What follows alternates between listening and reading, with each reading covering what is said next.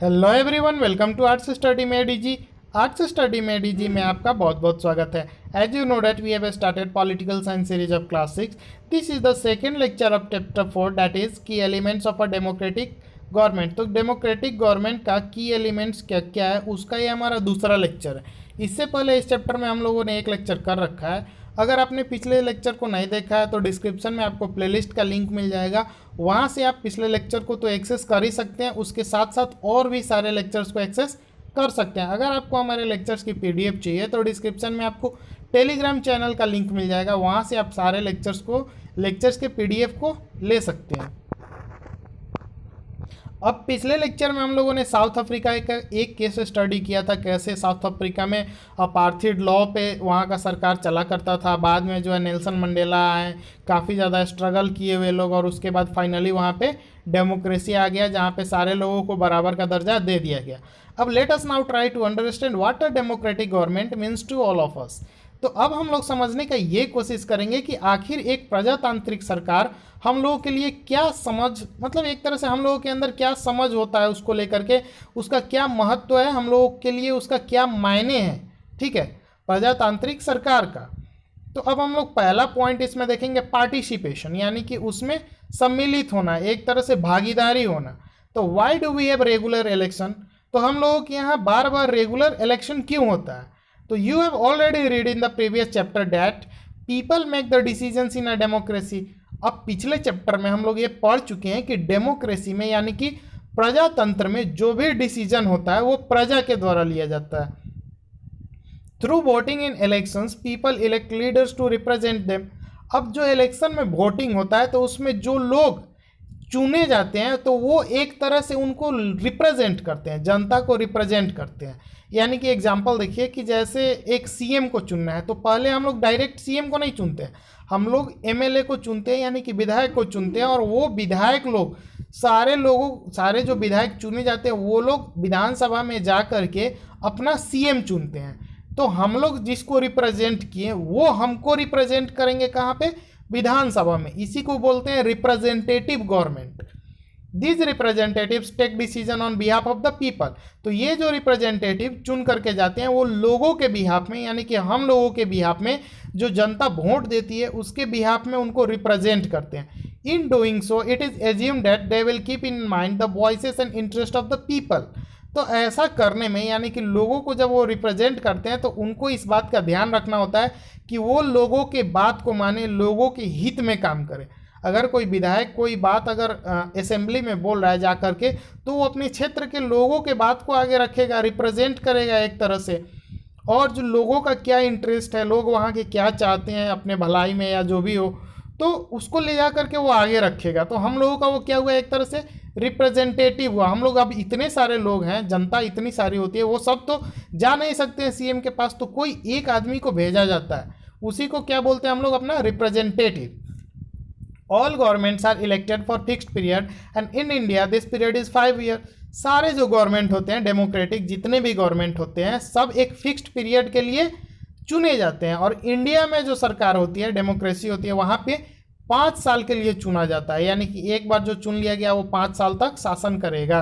Once elected governments can stay in power only for that period. एक बार चुने जाने के बाद सिर्फ 5 साल के लिए ही सरकार रह सकती है। If they want to continue to be in power they have to be reelected by the people. अगर उनको सत्ता में फिर से बने रहना है तो उनको क्या करना होता है, फिर से चुनाव में हिस्सा लेना पड़ता है और जीतना पड़ता है।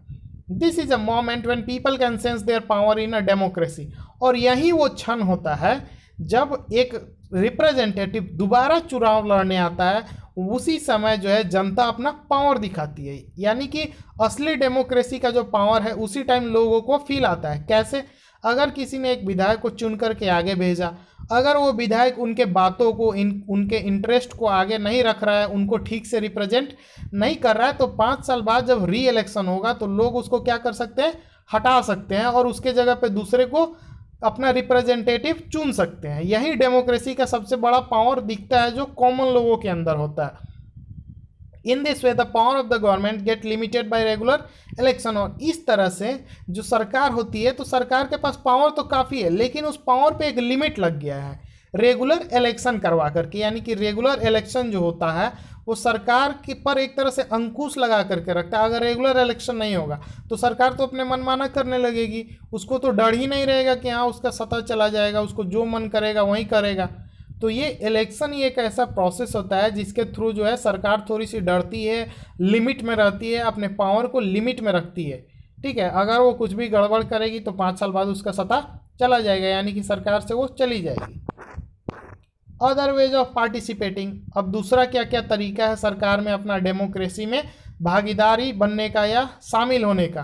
तो elections are usually held once in a 5 year, 5 साल पे चुनाव होता है। Besides voting there are other ways of participating in the process of government. तो अभी हम लोग देखें कि लोग क्या करते हैं, इलेक्शन में भाग लेकर के अपना रिप्रेजेंटेटिव को चुनते हैं।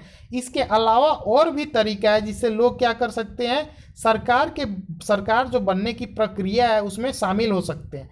People participate by taking an interest in the working of the government and by criticizing it when required। तो लोग कैसे इसमें पार्टिसिपेट कर सकते हैं, तो जो गवर्नमेंट वहाँ पे पहले से काम कर रही थी उसको क्या करता, उसके वर्किंग पे सवाल करके कि आपने 5 साल में क्या किया, 5 साल में आपने ये कहा था, ये क्यों नहीं हुआ, उसको क्रिटिसाइज करके। यानी कि उसको हम लोग जब क्रिटिसाइज करेंगे तो वो एक तरह से डरेगी, सरकार डरेगी और सरकार उस काम को फिर से करने का वादा करेगी और संभवतः वो करेगी भी।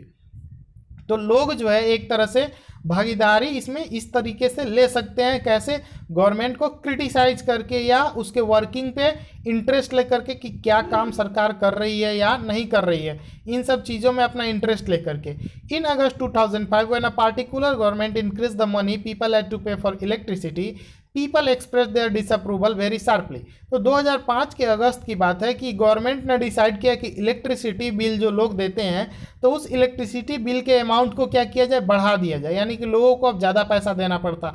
तो सारे लोग जो है उससे क्या हो गए, नाखुश हो गए, लोगों ने अपना विरोध दिखाया, एक तरह से काफ़ी ज़्यादा विरोध दिखाया। And they took out rallies and also organise the signature campaign. लोगों ने क्या किया, रैली निकाला उसके विरोध में, सिग्नेचर कैंपेन, यानी कि सभी लोग हस्ताक्षर करके सरकार के पास भेजे कि हम लोग जो है आपके इस योजना से, आपके इस डिसीजन से काफ़ी ज़्यादा नाखुश हैं। The government try to explain and defend it decision but finally listen to the people's opinion and withdraw the increase. तो गवर्नमेंट जो है पहले तो क्या किया, कुछ बहाना वगैरह बनाया या अपना जो भी एक्सप्लेनेशन था कि हाँ ये इस कारण से हम लोग इलेक्ट्रिसिटी बिल को बढ़ा रहे हैं, तो उन सब कारणों का तो पहले हवाला दिया, लोगों को समझाने का कोशिश किया, लेकिन लोग फिर भी नहीं माने। तो गवर्नमेंट को हार डाल के क्या करना पड़ा, प्राइसेस को रोकना पड़ा, प्राइसेस को बढ़ाने से विड्रॉ करना पड़ा। The government has to change this decision because it is responsible to the people. अब यहाँ जो सरकार ने कदम लिया था 2005 में, ऐसा काफ़ी सारा एग्जाम्पल है। तो सरकार आखिर ऐसा क्यों किया, क्योंकि जो सरकार होती है, प्रजातांत्रिक सरकार होती है, वो लोगों के लिए रेस्पॉन्सिबल होती है, यानी कि उनका जवाबदेही बनता है। अगर वो रेस्पॉन्सिबल नहीं होगे तो वो दूसरे टाइप का सरकार, यानी कि मोनार्की में हम देखे थे राजा को कोई मतलब नहीं है, वो जो चाहे वो कर सकता है, लोग उससे सवाल नहीं पूछ सकते हैं। There are many ways in which people express their views and make governments understand what action they should take। काफ़ी सारे तरीके हैं जिसमें लोग क्या कर सकते हैं, अपने व्यू को, अपने राय को गवर्नमेंट के सामने रख सकते हैं और गवर्नमेंट को उस पर एक्शन लेने के लिए एक तरह से मजबूर कर सकते हैं। ठीक है, these include dharnas, rallies, strike, signature campaigns etc। तो ये कौन कौन सा तरीका है, तो लोग धरना देते हैं, धरना प्रदर्शन करते हैं, रैली निकाल सकते हैं, हड़ताल कर सकते हैं, सिग्नेचर कैंपेन चला सकते हैं। इन सब तरीकों से लोग क्या कर सकते हैं, सरकार का ध्यान अपनी तरफ या अपने समस्याओं की तरफ खींच सकते हैं और उसका समाधान उनसे निकलवाने का कोशिश कर सकते हैं। Things that are unfair and unjust are also brought forward.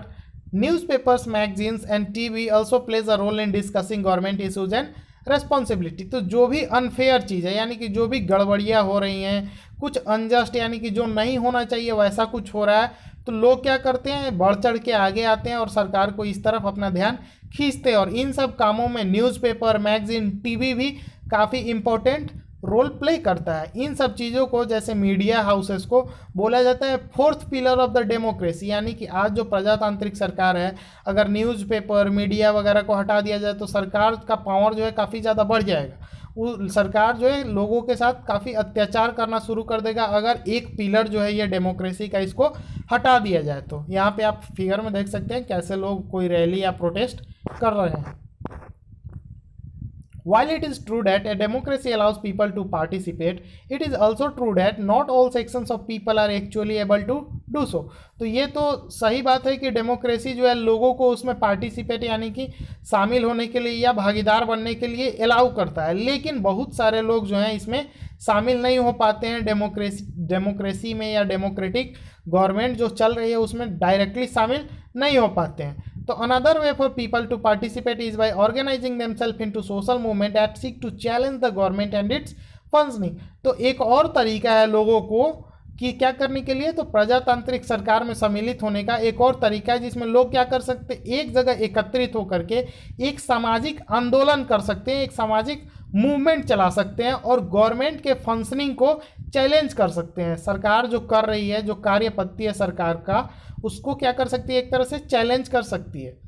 Members of the minority community, Dalits, Adivasi women and others are often able to participate in this manner. और इसी तरीके से जो माइनॉरिटी कम्युनिटी होती है, जो दलित होते हैं, जो आदिवासी होते हैं, या जो महिलाएं होती है, वो अपने बातों को क्या रखती है, आगे रखती है और एक तरह से पार्टिसिपेट करती है. यहाँ पे माइनॉरिटी कम्युनिटी क्या होता है, तो वह कम्युनिटी जो एक देश में क्या है, या एक लोकेलिटी या एक एरिया या एक टेरिटरी, कहीं भी किसी एक कम्युनिटी जिसका जनसंख्या जो है काफ़ी ज़्यादा कम रहता है दूसरे के कंपैरिजन में, उसको क्या बोलते हैं, माइनॉरिटी कम्युनिटी. जैसे पाकिस्तान जो है एक मुस्लिम कंट्री है, वहाँ पे हिंदू का जो जनसंख्या है वो काफ़ी ज़्यादा कम है, तो हिंदू जो है पाकिस्तान में क्या है, माइनॉरिटी कम्युनिटी है. लेकिन इंडिया में हिंदू का पॉपुलेशन ज़्यादा है, मुस्लिम का पॉपुलेशन कम है, तो इंडिया में जो हिंदू है वो मेजॉरिटी कम्युनिटी में आता है. तो इस तरह से जो है ये लोग क्या करते हैं, माइनॉरिटी कम्युनिटी, दलित्स, आदिवासीज और वीमेन जो है पार्टिसिपेट करती हैं. If a country peoples are alert and interested in how the country is run, तो अगर किसी देश के लोग अलर्ट हैं, अलर्ट यानी कि वो हर चीज़ से वाकिफ़ हैं, जो भी हो रहा है, कैसे कंट्री चल रहा है, देश कैसे चल रहा है, उसमें काफ़ी ज़्यादा इंटरेस्ट रखते हैं, तो the democratic character of the country, government of that country will be stronger. तो वो जो देश है उसका जो प्रजातांत्रिक फॉर्म है, वहाँ पे जो प्रजातांत्रिक सरकार है वो काफ़ी ज़्यादा मजबूत होगी. अब ये कैसे होगा, तो जैसे अगर सरकार कोई डिसीजन ले रहा है, कोई रूल निकाल रहा है, तो अगर लोग उस पर एक्शन लेंगे, उसमें इंटरेस्ट लेंगे, तुरंत जो है वो रूल सही है या गलत है, लोग उसमें अपना भागीदारी दिखाएंगे. अगर गलत है तो लोग विरोध करने लगेंगे, लोग सड़कों पे उतर जाएंगे. अगर सही है तो लोग सोशल मीडिया पे, न्यूज़पेपर में उसका शाबाशी देने लगेंगे. लोग अगर क्या करेंगे, बेसिकली इंटरेस्ट लेने लगेंगे, तो गवर्नमेंट जो है डेमोक्रेटिक गवर्नमेंट क्या होगा, उससे स्ट्रांग होगा. So the next time we see a rally winding through the streets of the cities and towns or villages, we should pause to find out what the rally is about, who is participating in, and what they are protesting about.